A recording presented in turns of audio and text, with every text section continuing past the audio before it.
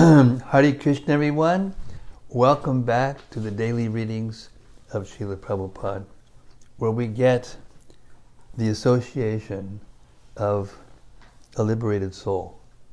Srila Prabhupada's purports and the verses which describe the Lord's liberated souls and other great devotees who may not be liberated souls but are great devotees of the different incarnations of Krishna. And in this way we become blessed with a fuller understanding of Krishna's greatness before we can learn about his personal dealings and enter them. This is the process for becoming eligible to meet Krishna. And we can meet Krishna face to face while we're hearing the Bhagavatam if our hearts become sufficiently purified and our habits become sufficiently purified to be actually following all the instructions of these great souls strictly.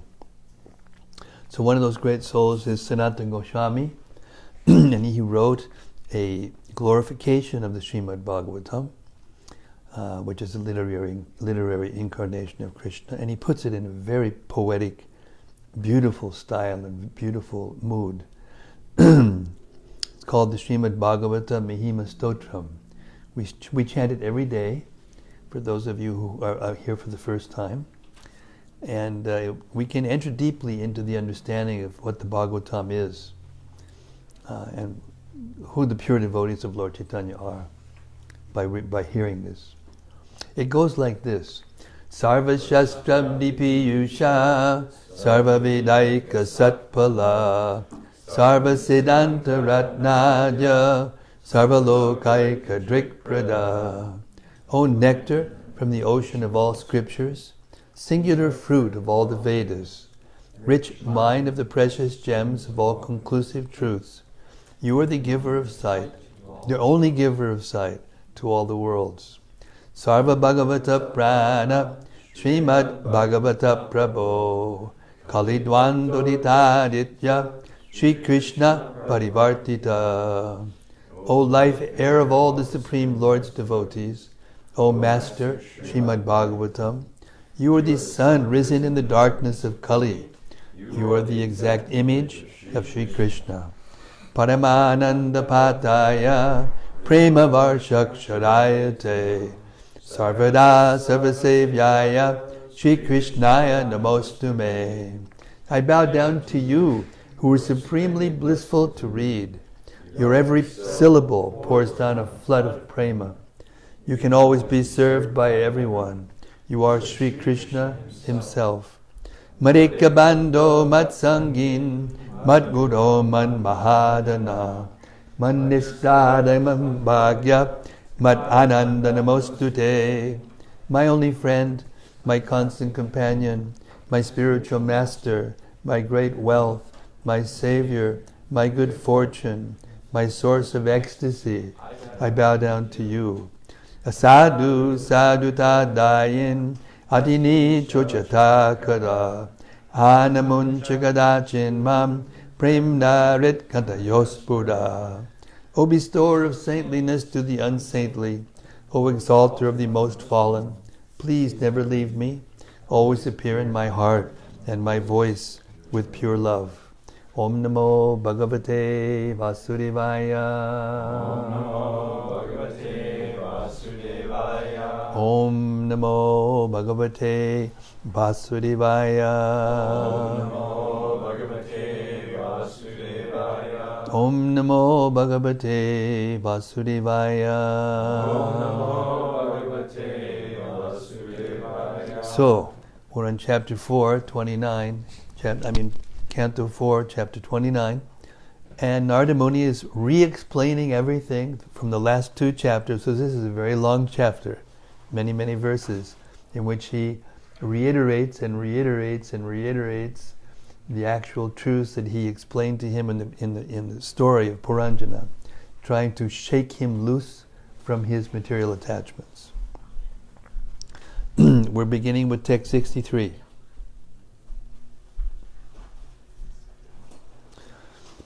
one can understand the mental or conscious position of a living entity by the activities of two kinds of senses: the knowledge-acquiring senses and the executive senses. Similarly, by the mental condition or consciousness of a person, one can understand his position in the previous life. Purport. There's an English proverb that says, "The face is the index of the mind." If one is angry, his anger is immediately expressed in his face. Similarly, mental states are reflected by the actions of the gross body. In other words, the activities of the gross body are reactions of the mental condition.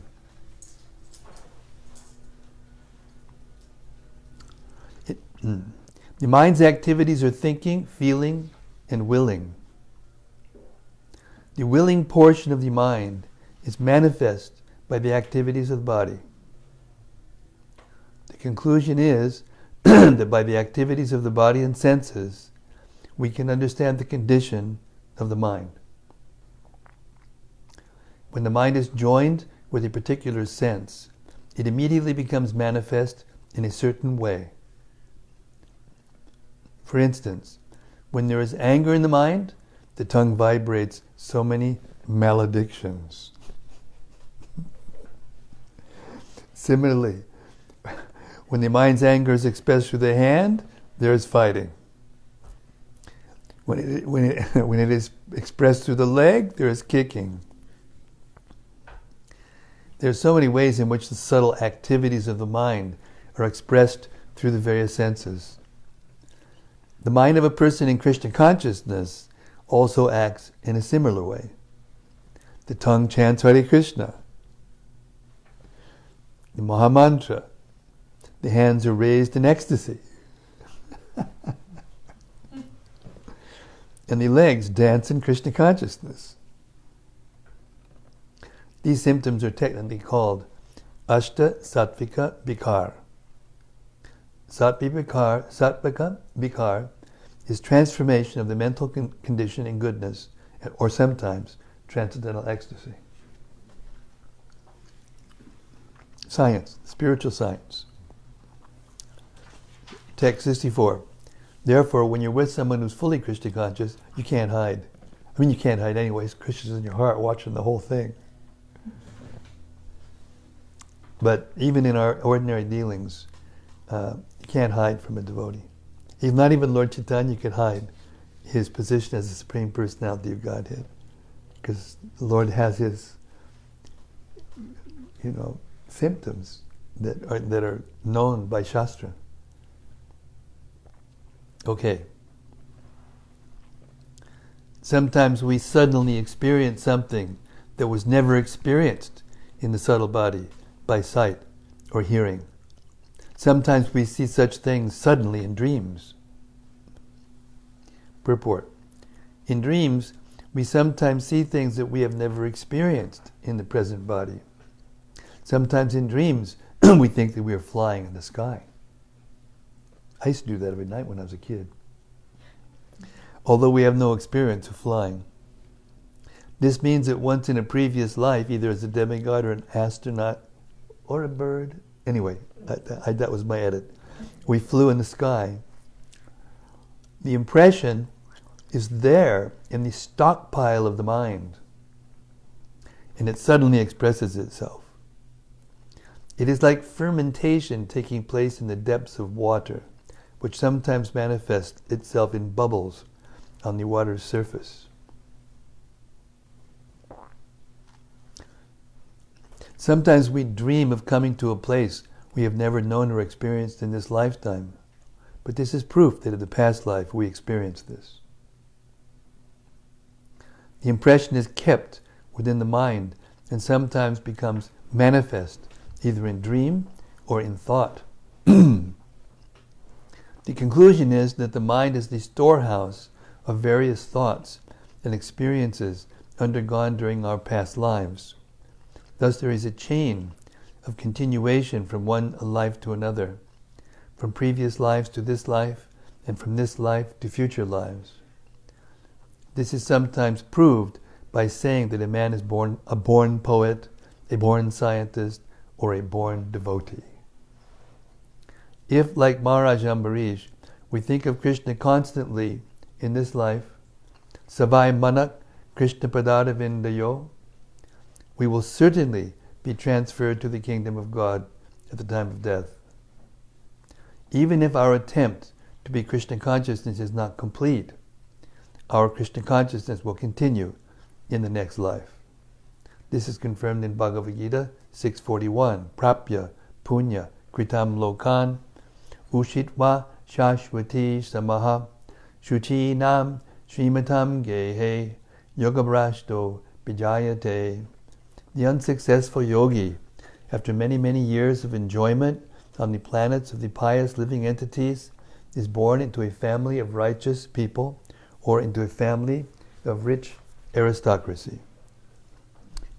If we rigidly follow the principles of meditation on Krishna, there is no doubt that in our next life we will be transferred to Krishna Loka, Goloka Vrindavan. Text 65. Therefore, my dear king, the living entity who has a subtle mental covering develops all kinds of thoughts and images because of his previous body. Take this from me as certain.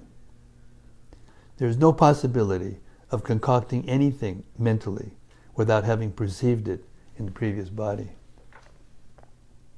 In the 11th canto, the same ideas described by Krishna to Uddhava as being like a spool. The subtle body is like a spool, like a film with a spool, and all the pictures on each frame are things that we've seen, done, smelled, felt, thought in previous lives. And when we get to our next life, the spool just, and there we are. And it goes into the future even.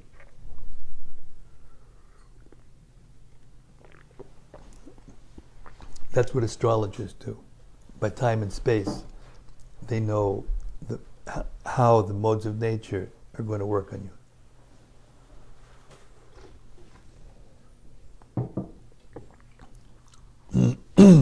Purport. Krishna Bahir Mukha Hoya Bhoga Vanchakari Nikatas Tamaya Dari Japatiya Dare. From the Prema Vibharta. Actually, the Supreme Personality of Godhead, Krishna, is the supreme enjoyer. When a living entity wants to imitate him, he is given a chance to satisfy his false desire to lord it over material nature. That is the beginning of his downfall. As long as he is within this material atmosphere, he has a subtle vehicle in the form of the mind, which is the stockpile of all kinds of material desires. Such desires become manifest in different bodily forms. Srila Narada Muni requests the king to accept this fact from him because Narada is an authority. The conclusion is that the mind is the storehouse of our past desires, and we have this present body due to our past desires. Similarly, whatever we desire in this present body will be expressed in the future body. Thus the mind is the source of different kinds of bodies. If the mind is purified by Krishna consciousness, one will naturally, in the future, get a body that is spiritual and full of Krishna consciousness. Such a body is our original form, as Sri Chaitanya Mahaprabhu confirms. Jivirda Surupa Hoya Krishnara Nityadas. Every living entity is constitutionally an eternal servant of Krishna.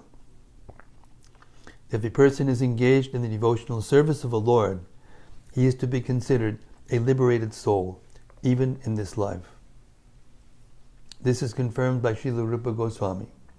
ihayasya harer dasye karmana manasa gira nikila swapyabastasu jivan mukta sauchite.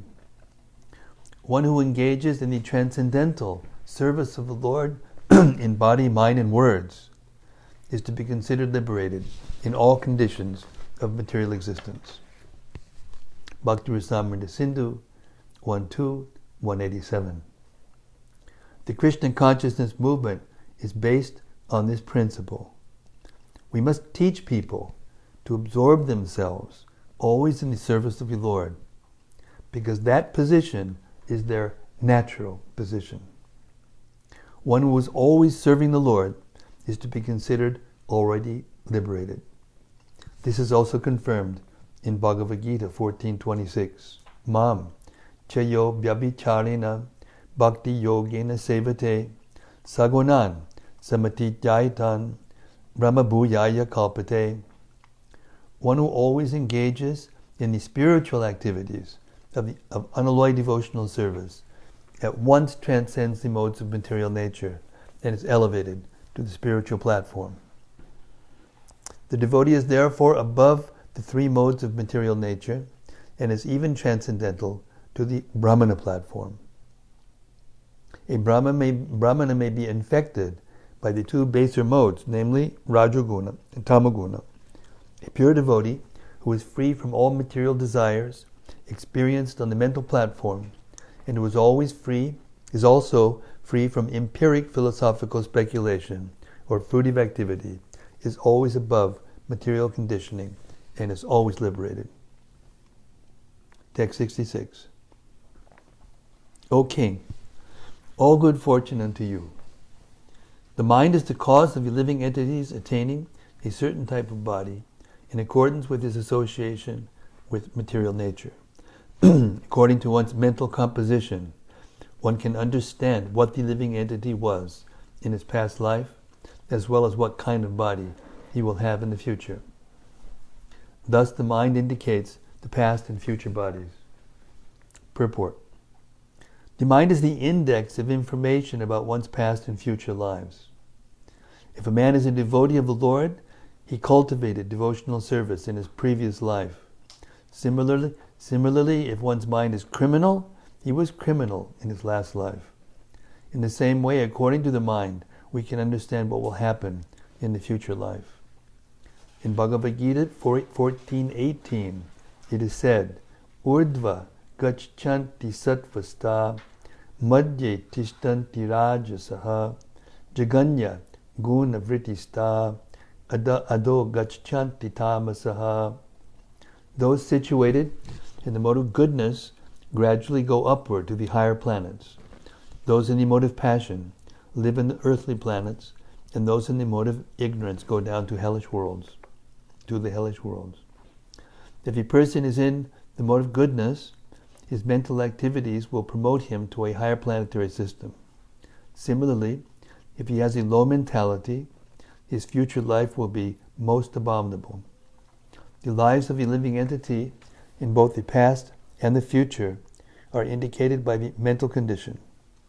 Narada Muni is herein offering the king blessings of all good fortune, so that the king will not desire anything or make plans for sense gratification. The king was engaged in fruitive, ritualistic ceremonies because he hoped to get a better life in the future. Narada Muni desired him to give up all mental concoctions. As explained before, all bodies in heavenly planets and hellish planets arise from mental concoctions, and the sufferings and enjoyments of material life are simply on the mental platform. They take place on the chariot of the mind, Manoratha. It is therefore said, Yasyasti bhaktir bhagavatya kinchana sarvair gunais tatra samasate sudaha harau abhaktas yukuto mahadguna manoritena satidhavato bihi. One who has unflinching devotion for the personality of Godhead has all the good qualities of the demigods. But one who is not a devotee of the Lord has only material qualifications that are of little value. This is because he is hovering on the mental plane and is certainly to be attracted by the glaring material energy. Bhagavatam 5:18-12. Unless one becomes a devotee of the Lord or becomes fully Krishna conscious, he will certainly hover on the mental platform and be promoted and degraded in different types of bodies. All qualities that are considered good according to the material estimation actually have no value, because these so-called good qualities will not save a person from the cycle of birth and death. The conclusion is that one should be without material desire, anyabhilashita shunyam, jnana karma janavritam. One should be fully free from material desires, philosophical speculation, and fruitive activity. The best course for a human being is to favorably accept the transcendental devotional service of the Lord. That is the highest perfection of human life. Text 67. Sometimes in a dream, we see something never experienced or heard of in this life. But all these incidents have been experienced at different times, in different places, and in different conditions.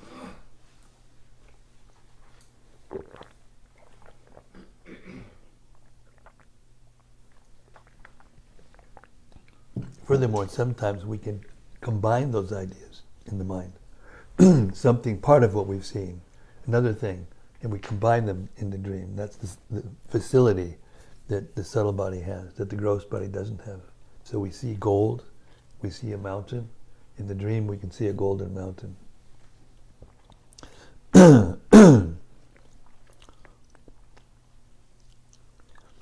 Purport. In a previous verse it was explained that in dreams we see that which was experienced during the day. But why is it that we sometimes in our dreams see what we have never heard of or seen at any time during this life? Here it is stated that even though such events may not be experienced in this life, they were experienced in previous lives. According to time and circumstance, they combine so that in dreams we see something wonderful that we have never experienced. For instance, we may see an ocean on the peak of a mountain, or we may see that the ocean is dried up. These are simply combinations of different experiences in time and space. Sometimes we may see a golden mountain, and this is due to our having experienced gold and mountains separately. In the dream, under illusion, we combine these separate factors. In this way, we are able to see all mental concoctions, although they have actually been experienced in different circumstances. They have simply combined together in a dream. This fact is further explained in the following verse, text 68. The mind of a living entity continues to exist in various gross bodies, and according to one's desires for sense gratification, the mind records different thoughts. In the mind these appear together in different combinations. Therefore, these images sometimes appear as things never seen or never heard before. Purport. The activities of a living entity in the body of a dog may be experienced in the mind of a different body. Therefore, those activities never to have been heard or seen. The mind continues, although the body changes. Even in this lifespan, we can sometimes experience dreams of our childhood. Although such incidents now appear strange, it is to be understood that they are recorded in the mind. Because of this, they become visible in dreams. The transmigration of the soul is caused by the subtle body, which is the storehouse of all kinds of material desires. Unless one is fully absorbed in Krishna consciousness, material desires will come and go. That is the nature of the mind. thinking, feeling, and willing. As long as the mind is not engaged in meditation on the lotus feet of the Supreme Personality of Godhead, Krishna, the mind will desire so many material enjoyments. Sensual images are recorded in the mind in chronological order, and they may become manifest one after another. Therefore, the living entity has to accept one body after another. The mind plans material enjoyment, and the gross body serves as the instrument to realize such desires and plans. The mind is the platform onto which all desires come and go. Srila Narottam Das Thakur therefore sings, Guru Mukha Padma Bhakya Chitete Koriya Aikya Arnar Karida Mani Ash. Narottam Das Thakur advises everyone to take to the principle of carrying out the orders of the spiritual master. One should not desire anything else. If the regulated principles ordered by the spiritual master are followed rigidly, the mind will gradually be trained to desire nothing but the service of Krishna. Such training is the perfection of life. Something problem? You're saying we cannot hear you. Nice.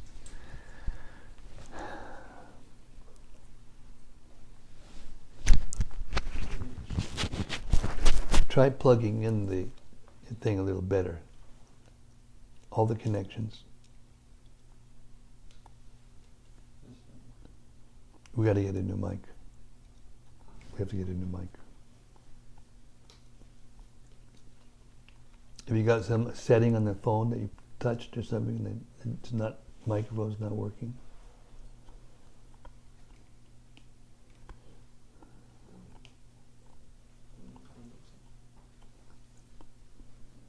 Can you hear me now? Yes. Oh, Houston? We're in Houston. We're supposed to be calling you. I mean, yeah, okay. We can. Now they can hear.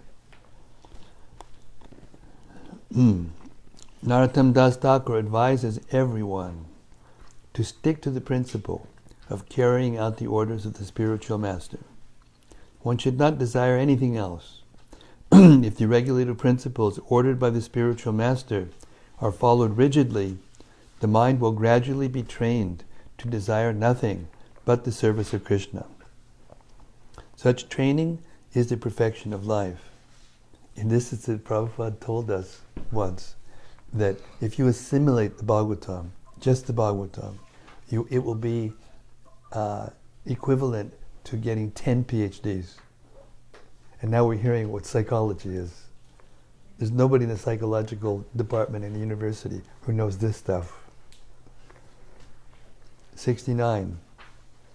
But Mom wants me to go back to school. Sorry, no offense. So you can become a doctor or whatever. No, I'm not trying to. It just came out of my heart, my mind. Text 69. Forgive me if I make an offense. Krishna consciousness means associating with the Supreme Personality of Godhead in such a mental state that the devotee can observe the cosmic manifestation exactly as the Supreme Personality of Godhead does.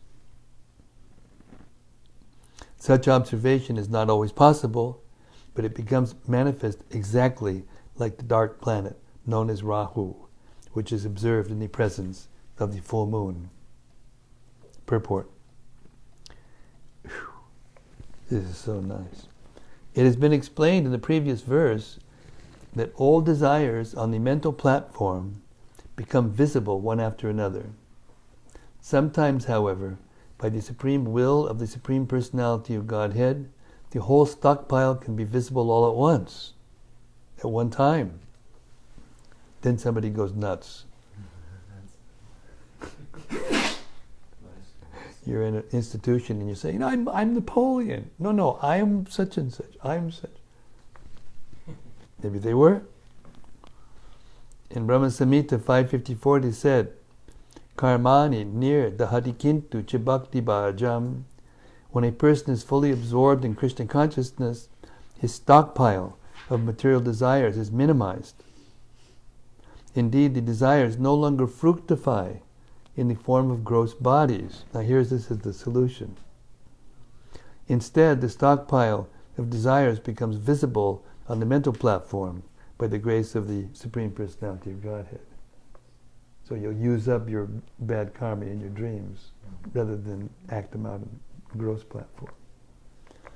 In this connection, the darkness occurring before the full moon, the lunar eclipse, can be explained as being another planet known as Rahu. According to Vedic astronomy, the Rahu planet, which is not visible, is accepted. Sometimes the Rahu planet is visible in the presence of full moonlight. It then appears that this Rahu planet exists somewhere near the orbit of the moon.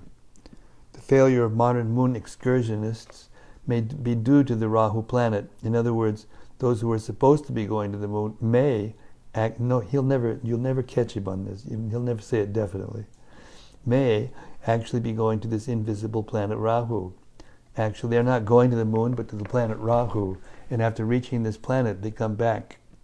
Apart from this discussion, the point is that a living entity has immense and unlimited desires for material enjoyment, and he has to transmigrate from one body to another until these desires are exhausted. No living entity is free from the cycle of birth and death until he takes to Krishna consciousness. Therefore, in this verse, it is clearly stated, Satvaika Nishte, that when one is fully absorbed in Krishna consciousness, in one stroke, he is freed of past and future mental desires. Then, by the grace of the Supreme Lord, everything becomes simultaneously manifest within the mind. In this regard, Vishwanath Chakravarti Thakur cites the example of Madhya Yashoda's seeing the whole cosmic manifestation within the mouth of Lord Krishna. By the grace of Lord Krishna, Madhya Yashoda saw all the universes and planets within the mouth of Krishna.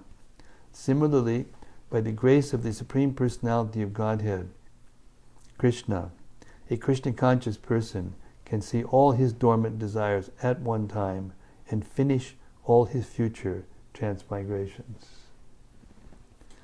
This facility is especially given to a devotee to make his path clear while returning home, back to Godhead. Why we see things not experienced in this life is explained herein. That which we see is the future expression of a gross body or is already stocked in our mental stockpile. Because a Krishna-conscious person does not have to accept a future gross body, his recorded desires are fulfilled in a dream. We therefore sometimes find things in a dream that never experienced in our present life. So profound. Hare Krishna. Text 70. As long as there exists the subtle material body, composed of intelligence, mind, senses, sense objects, and the reactions of the material qualities, the consciousness of false identification and its relative, objective, the gross body, exists as well. Purport. The desires of the subtle body of mind, intelligence, and ego cannot be fulfilled without a gross body composed of the material elements, earth, water, air, fire, and ether. When the gross material body is not manifest, the living entity cannot factually act in the modes of material nature.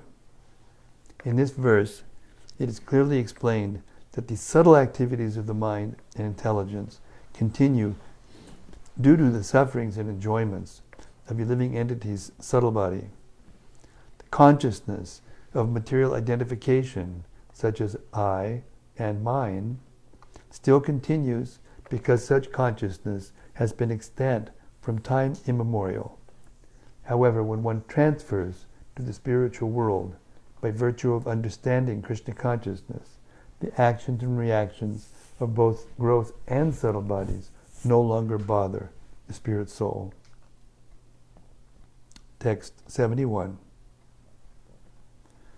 When the living entity is in deep sleep, when he faints, when there is some great shock on account of severe loss, at the time the movement of the life air is arrested. At that time, the living entity loses knowledge of identifying the body with the self. Purport. Foolish people deny the existence of the soul, but it is a fact that when we sleep, we forget the identity of the material body, and when we awake, we forget the identity of the subtle body. In other words, while sleeping, we forget the activities of the gross body, and when active in the gross body, we forget the activities of sleeping. Actually, both states, sleeping and waking, are creations of the illusory energy. The living entity actually has no connection with either the activities of sleep or the activities of the so-called wakened state. When a person is in deep sleep, or when he has fainted, he forgets his gross body. Similarly, when chloroform or some other anesthetic, under chloroform or some other anesthetic, the living entity forgets his gross body and does not feel pain or pleasure during a surgical operation. Similarly, when a man is suddenly shocked by some great loss, he forgets his identification with the gross body. At the time of death, when the temperature of the body rises to 107 degrees, the living entity falls into a coma and is unable to identify his gross body. In such cases, the life air that moves within the body is choked up, and the living entity forgets his identification with the gross body.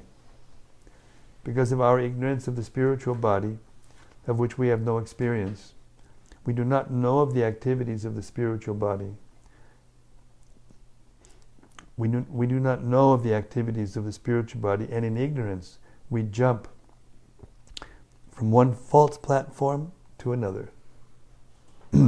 We act sometimes in relation to the gross body, and sometimes in relation to the subtle body.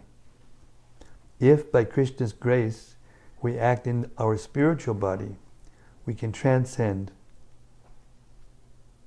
our both the gross and subtle body. I'll read that again. I jumped around here. We act sometimes in relation to the gross body and sometimes in relation to the subtle body. If by Krishna's grace we act in our subtle body, we can transcend both the gross and subtle bodies. In other words, we can gradually train ourselves to act in terms of the spiritual body. As stated in the Narada Pancharatra, Rishikesha, Rishikena, Sevana Bhakti Uchate. Devotional service means engaging the spiritual body and spiritual senses in the service of the Lord. When we are engaged in such activities, the actions and reactions of the gross and subtle bodies cease. 72. When one is a youth, all the 10 senses in the mind are completely visible. However, in the mother's womb, or in the boyhood state, the sense organs and mind remain covered, just as the full moon is covered by the darkness of the dark moon night. Purport. When a living entity is within the womb, his gross body, the 10 sense organs and the mind are not fully developed. At such a time, the objects of the senses do not disturb him. In a dream, a young man may experience the presence of a young woman because at that time the senses are active. Because of undeveloped senses, a child or boy will not see a young woman in his dreams. The senses are active in youth, even when one dreams, and although there may be no young woman present, the senses may act, and there may be a seminal discharge, nocturnal emission. The activities of the subtle and gross bodies depend on how developed conditions are. The example of the moon is very appropriate. On a dark moon night, the full shining moon is still present, but it appears not to be present due to conditions.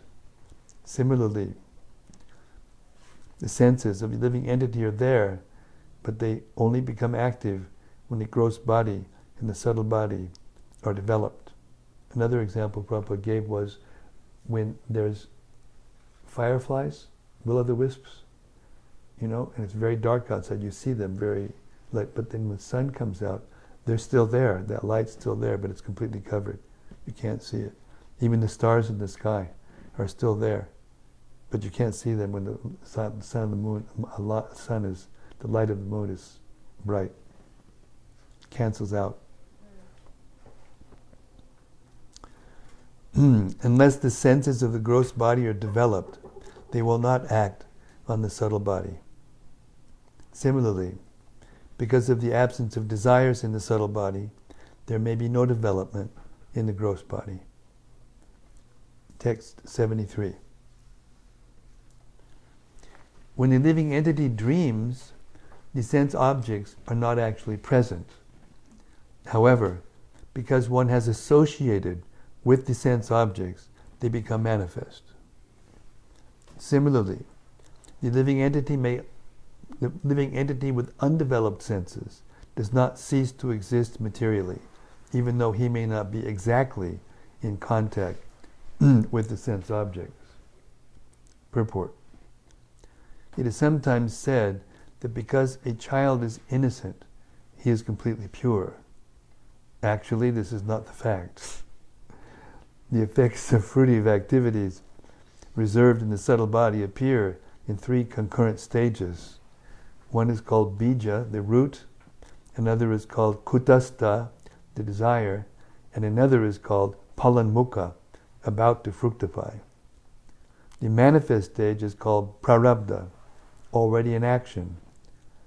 In a conscious or unconscious state, the actions of these subtle or gross bodies may not be manifest, but such states cannot be called the liberated state. A child may be innocent, but this does not mean that he is a liberated soul. Everything is held in reservation, and everything will become manifest in due course of time. Even in the absence of certain manifestations in the subtle body, the objects of sense enjoyment may act. The example has been given of nocturnal emission, in which the physical senses act even when the physical objects are not manifest. The 3 modes of material nature may not be manifest in the subtle body, but the contamination of the 3 modes remains conserved, and in due course of time it becomes manifest. Even if the reactions of the subtle and gross bodies are not manifest, one does not become free from the material conditions. Therefore, it is wrong to say that a child is as good as a liberated soul. Sometimes they act like angels for a couple of minutes and then they turn in.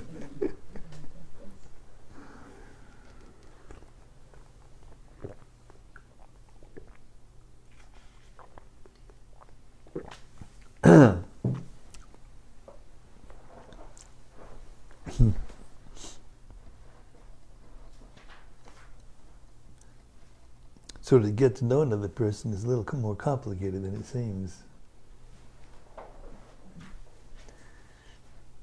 Okay, text 74. The 5 sense objects, the 5 sense organs, the 5 knowledge acquiring senses, and the mind are the 16 material expansions. These combined with the living entity and are influenced by the 3 modes of material nature. Thus, the existence of the conditioned soul is understood. Purport. Lord Krishna says in Bhagavad Gita 15:7, Mamai bhangsho jivaloke jiva bhutak sanatanaha manak shastran indriyani prakriti stani karshati. The living entities in this conditioned world are my eternal fragmental parts. Due to conditioned life, they are struggling very hard with the 6 senses, which include the mind. Here it is also explained that the living entity comes in contact with the 16 material elements and is influenced by the three modes of material nature. The living entity and this combination of elements combine to form what is called Jiva Bhuta, the conditioned soul that struggles hard within material nature. The total material existence is first agitated by the three modes of material nature, and these become the living conditions of the living entity. Thus the subtle and gross bodies develop, and the ingredients are earth, water, fire, air, sky, and so on. According to Srimad-Bhagavatam, when consciousness, the living force in the heart, is agitated by the three modes of material nature, then the subtle body, a living entity consisting of the mind and sense objects, the five senses that acquire knowledge, and the five senses for acting in the material condition, become possible. Text 75. By virtue of the processes of the subtle body, the living entity develops and gives up gross bodies. This is known as the transmigration of the soul. Thus the soul becomes subjected to different types of so-called enjoyment, lamentation, fear, happiness, and unhappiness. Purport. According to this explanation, one can clearly understand that originally the living entity was as good as the Supreme Personality of Godhead in his pure spiritual existence. However, when the mind becomes polluted by desires for sense gratification in the material world, the living entity drops into the material conditions, as explained in this verse. Thus he begins his material existence, which means that he transmigrates from one body to another and becomes more and more entangled in material existence. The process of Krishna consciousness, by which one always thinks of Krishna, is the transcendental process by which one can revert to his original spiritual existence. Devotional service means always thinking of Krishna. Manmana bhava madbhakto madhyajima namaskuru mame vaishaisi satyam te pratijane priyosime. Always think of me and become my devotee. Worship me and offer your homage unto me. Thus you will come to me without fail. I promise you this, because you are my very dear friend. One should always engage in the Lord's devotional service. As recommended in the Archana Marg, one should worship the deity in the temple and constantly offer obeisances to the spiritual master and the deity. These processes are recommended to one who actually wants to become free from material entanglement. Modern psychologists can study the actions of the mind, thinking, feeling, and willing, but they are unable to go deep into the matter. This is due to their lack of knowledge and to their not being associated with a liberated acharya. As stated in Bhagavad Gita 4.2, Evam parampara praptam imam rajarshayo viduhu sakalina mahata yogonashta parantapa. This supreme science was thus received through the chain of disciplic succession, and the saintly kings understood it in that way. But in course of time the succession was broken, and therefore the science as it is appears to be lost. Guided by so-called psychologists and philosophers, people in the modern age do not know of the activities of the subtle body, and thus cannot understand what is meant by the transmigration of the soul. In these matters we have to take the authorized statements of Bhagavad Gita 2.13. Dehi no sminyata dehe komaram jovanam jara tatadi hantara praptir dhiras tatra namuyati. As the embodied soul continually passes in this body from boyhood to youth to old age, the soul similarly passes into another body at death. The self-realized soul is not bewildered by such a change. Unless all human society understands this important verse in Bhagavad Gita, civilization will advance in ignorance, not in knowledge. Text 76 177. The caterpillar transports itself from one leaf to another by capturing one leaf before giving up the other. Similarly, according to his previous work, the living entity must capture another body before giving up the one he has. This is because the mind is the reservoir of all kinds of desires. Purport: a living entity too much absorbed in material activity becomes very much attracted to the material body. Even at the point of death, he thinks of his present body and the relatives connected to it.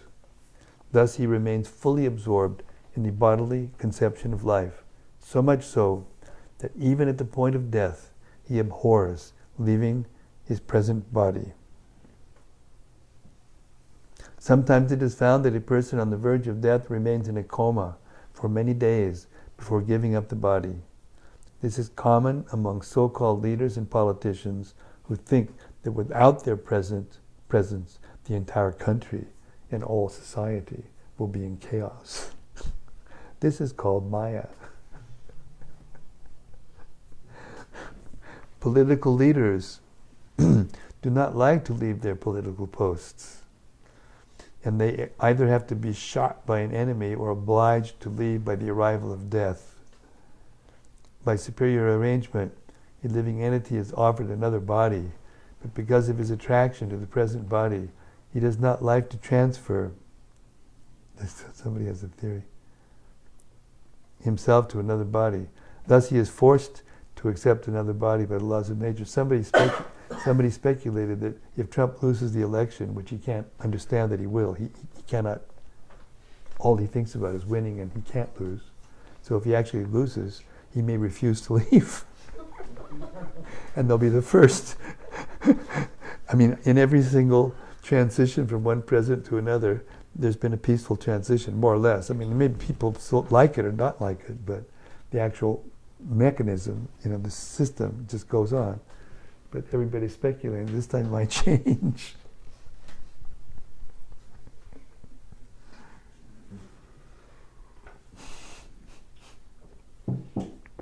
Unfortunately, they sold 300 million guns in this country. More now, more.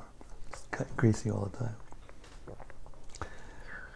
Prakrite kriyamanani gunai karmani sarvashaha ahankara vimudatma kartaham idimanyate. The bewildered spirit soul, under the influence of the three modes of material nature, thinks himself the doer of activities that are in actuality carried out by nature. Bhagavad Gita 3:27. Material nature is very strong, in case you didn't notice. And the material modes force one to accept another body. This force is visible when the living entity transmigrates one from a superior body to an inferior one. One who acts like a dog or a hog in the present body will certainly be forced to accept the body of a dog or hog in the next life. A person may be enjoying the body of a prime minister or a president, but when he understands that he will be forced to accept the body of a hog or dog, he chooses not to leave the body. Therefore he lies in a coma many days before death. This has been experienced by many politicians at the time of death. The conclusion is that the next body is already determined by superior control. The living entity immediately gives up the present body and enters another. Sometimes in the present body, the living entity feels that many of his desires and imaginations are not fulfilled. Those who are overly attracted to their life situation are forced to remain in a ghostly body and are not allowed to accept another gross body. Even in the body of a ghost, they create disturbances for neighbors and relatives.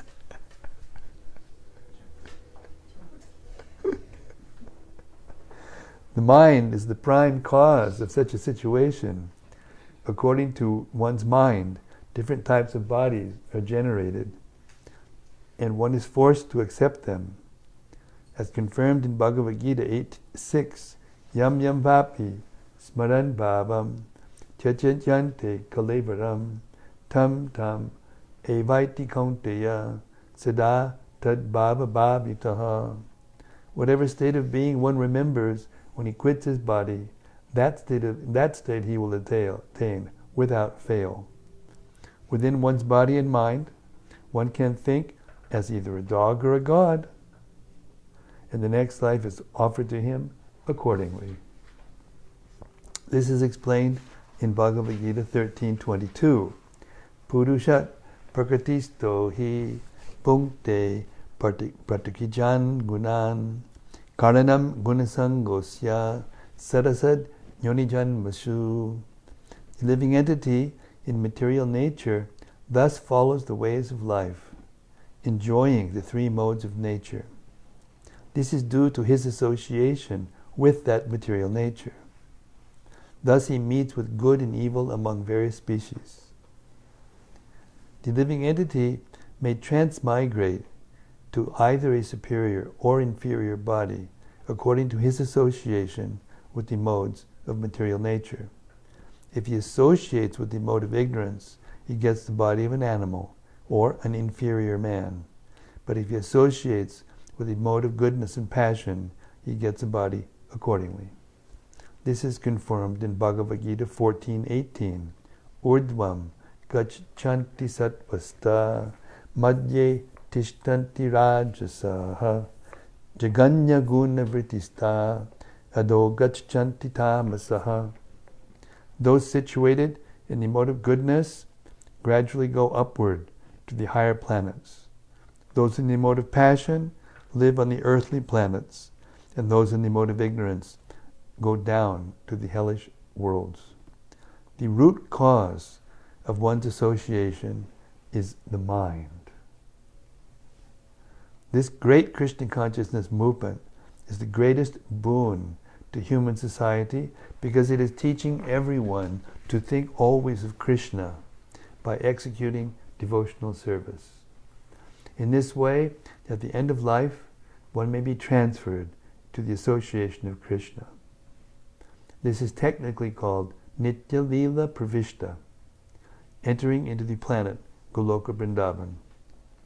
Bhagavad Gita 18:55 explains, Bhaktya mam abhijanati yavan yaschasmi tatpataha tato mam tatvato gyatva vishate tadanantaram. One can understand the Supreme Personality of Godhead as He is only by devotional service.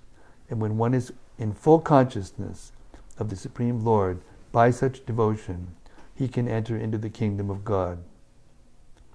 After the mind is completely absorbed in Krishna consciousness, one can enter the planet known as Goloka Vrindavan. To enter the association of the Supreme Personality of Godhead, one has to understand Krishna. The process of understanding Krishna is devotional service. After understanding Krishna as He is, one can become eligible to enter Krishna Loka and associate with Him. The mind is the cause of such an exalted position. The mind can also get a body like those of dogs and hogs. To absorb the mind always in Krishna consciousness is therefore the greatest perfection of human life. And I might add, to teach this to others is the greatest service to human society. Full stop. The greatest welfare work. And we'll stop there. And I'm not going to be able to go very long. I don't know if you can hear it in my voice. It's starting to go. And I got this balance that I have to, I'm like on this teeter-totter all day, you know. And then I have to stop because then the next morning I can't put out the audiobook like I'm supposed to. But I want you to know that my best friend, Vaisheshika Prabhu, who's really intelligent and extremely gifted senses, developed intelligence, he finally got around, because he's been really busy, to listening to the sample I played out. he finally got around to listening to it, and the preface. And while he was listening to it, I was on the other side of the Skype, and he was writing this while he was listening. Ready? Ready? This is sublime. Your voice is beautiful. Smooth as silk, perfectly articulated, coming from the heart of a devotee dedicated to Krishna. I would listen to this all day, every day.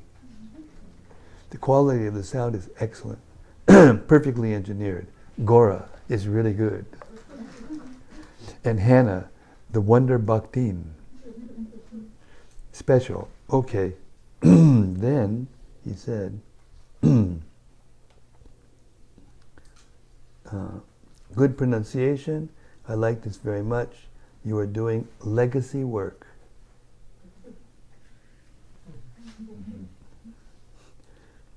And it's the latest version of CC. So you are doing the best service. Even Stevie Wonder can see this. That's one of his favorite sayings. You're a pro. And I sent him back one of the blushed-faced, emoji.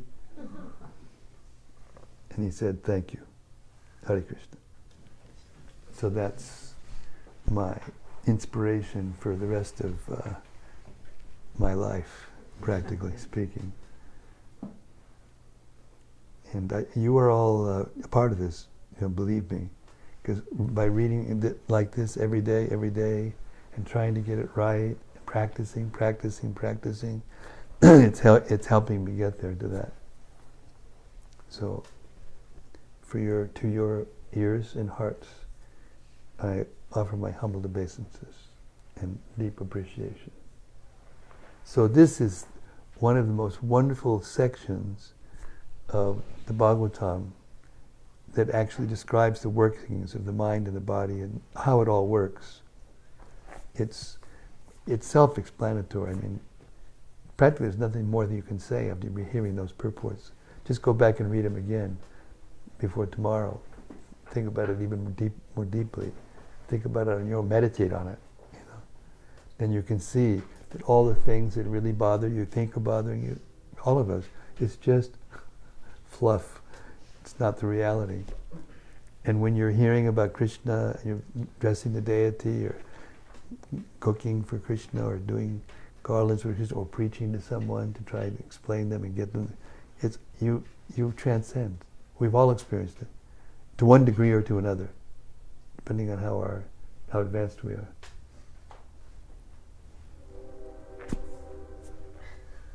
Maya keeps calling us. No, come over here. I've got all this oil. You can ride your car forever. just by what we're carrying in this train. Okay, ladies and gentlemen, that's it for me for today. I have to take care of my voice. Thank you so much. Srimad-Bhagavatam ki jai. Gaur Premanandi, Hari Hari Bol. Thank you. And all of you out in cyberspace, thank you very much. And if we lost some sound at the beginning, please forgive us. I have to get a new, because this wire is sometimes doing that. Sometimes when I just pull, connections are not completely correct. Okay, Hari Krishna.